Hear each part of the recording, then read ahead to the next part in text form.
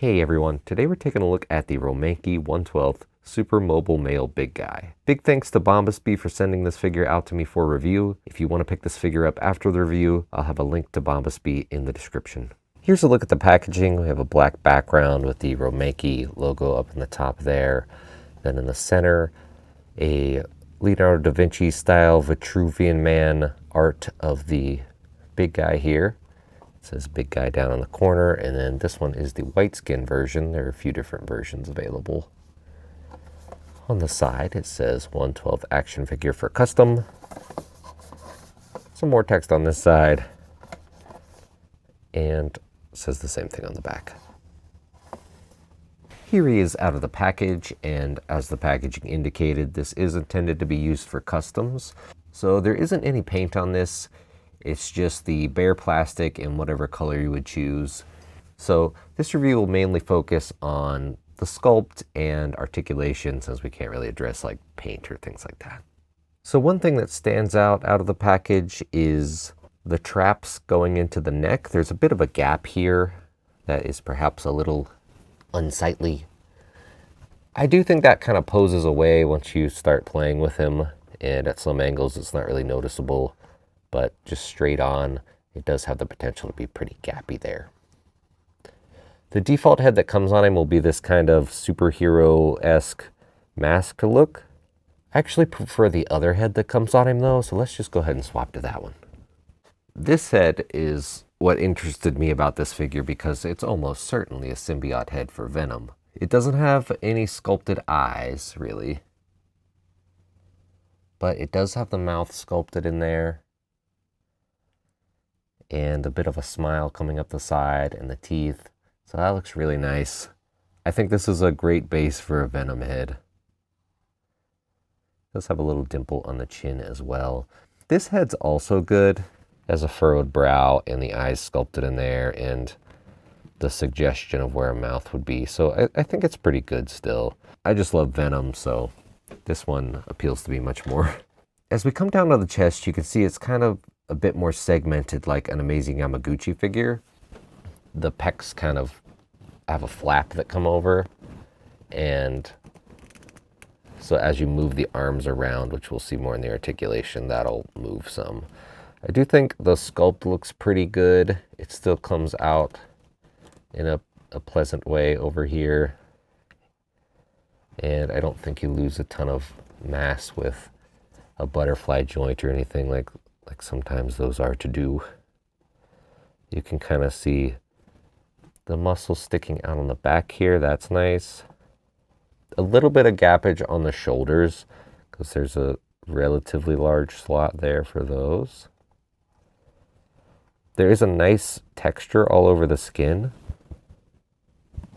So I feel like that'll really capture a wash if you were to paint this and put a wash over it. And there are some veins throughout the arms and the chest. He's very muscular.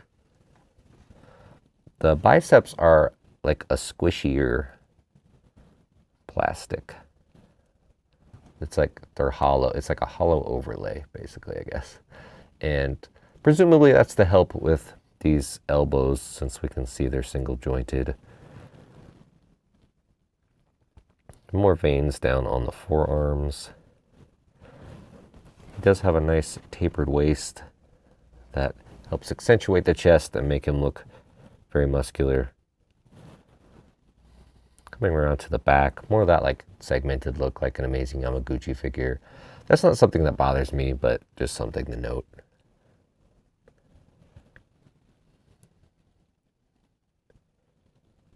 The muscles on the back of the arms are sculpted very nicely, I think. Down at the kind of diaper region, this is just smooth and doesn't have skin texture to it, like he's wearing shorts. And I think that's fine.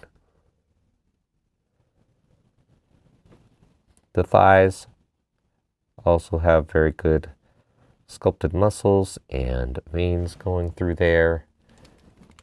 On the joint up here, there's also a suggestion of a muscle there, so it's not just this plain round joint, so that's nice. The knees look pretty good.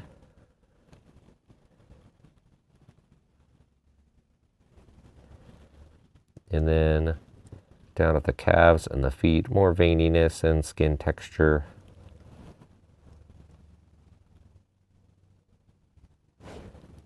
He will come with some other feet we'll see in the accessories. The ones that come on him have like some pointy-ish toenails. So aesthetically, I think he looks pretty cool. I think the main thing that could bother some is some of the gaps in the shoulders and neck area. That doesn't bother me personally, and I think it would be even less of an issue if you were to put clothing on this for a custom. For accessories, he'll come with a whole slew of hands.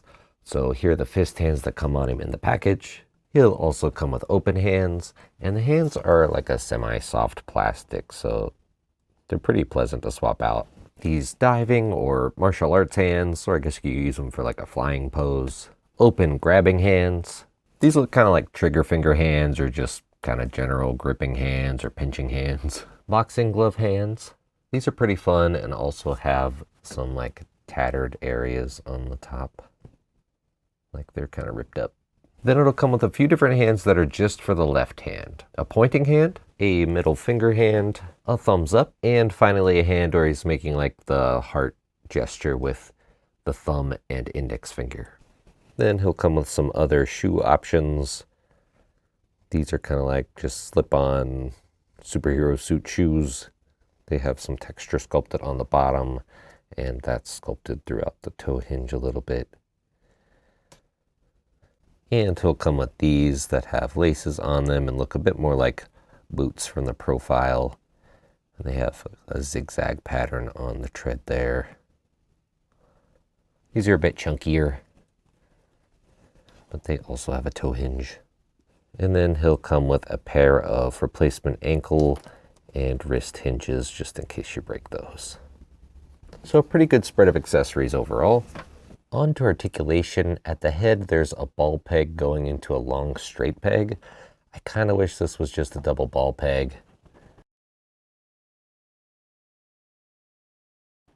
There is another ball down at the bottom of the neck though. So looking up, he does get good range looking up, and looking down, he can touch his chin to his chest.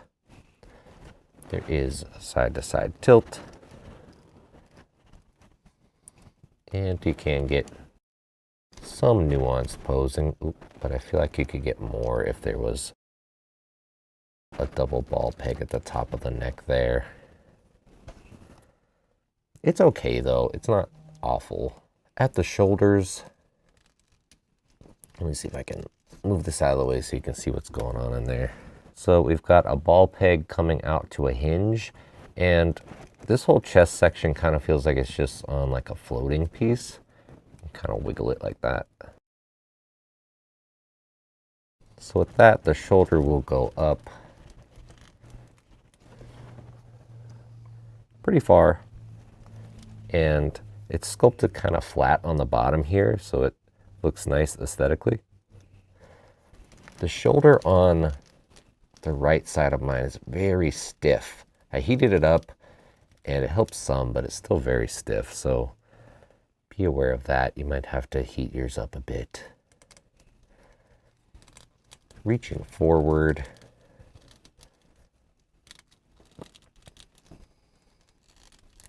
Try to be careful with this stiffer joint.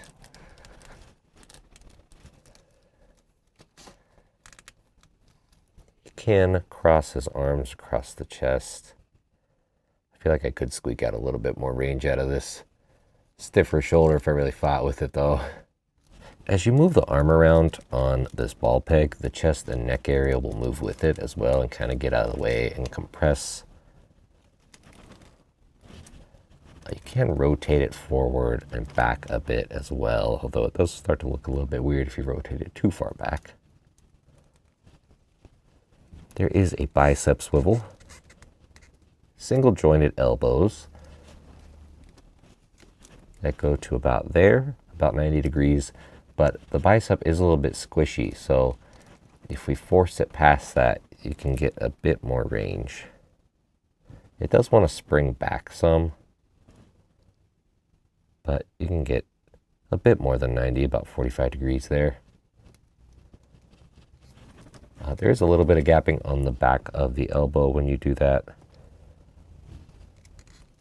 Ball hinged wrists, so no real limitations there, so that's nice.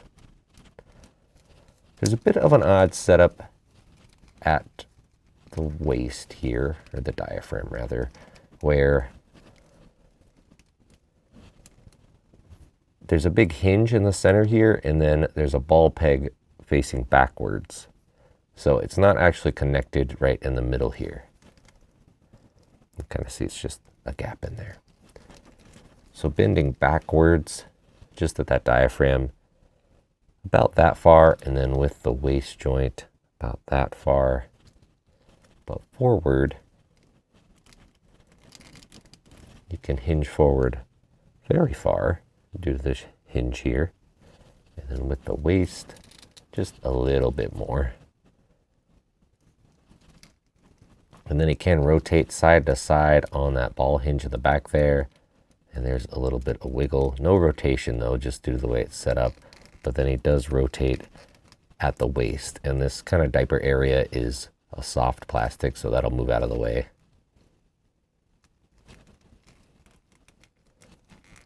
It does get a little bit weird if you rotate it on this back ball peg, like the torso becomes a bit disconnected.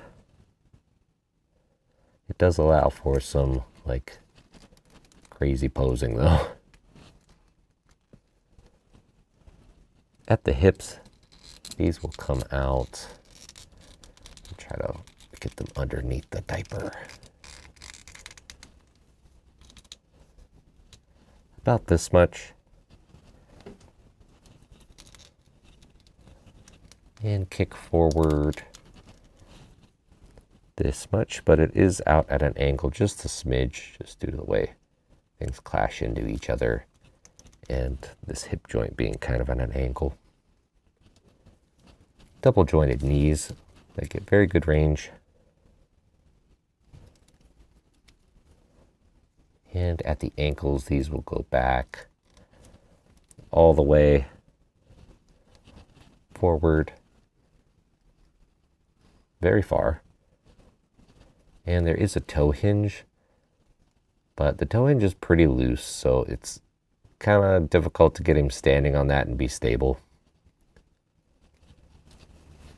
Pretty good articulation though, I like it overall. Kind of a weird setup at the diaphragm there, but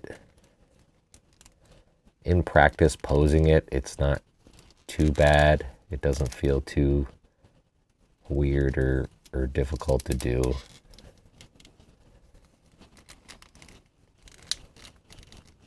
The only issue with mine, like I said, is that one shoulder is pretty stiff. So I might need to lubricate that a bit.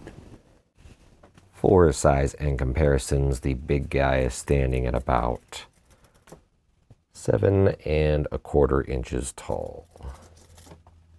Here he is next to a Meditoys Necromancer and Orc. So beefier than the Necromancer, but not quite as big as the Orc. Here he is with a Mafex Spider-Man and an Amazing Yamaguchi Spider-Man. I feel like this figure would look great as a custom Venom to pair with the Amazing Yamaguchi Spider-Man. For another Romankey figure, here's the Romankey Cowl Gun Girl. I feel like she's in scale with him. And then for a slightly taller domestic figure, here's the Jada Toys Scooby-Doo Mummy.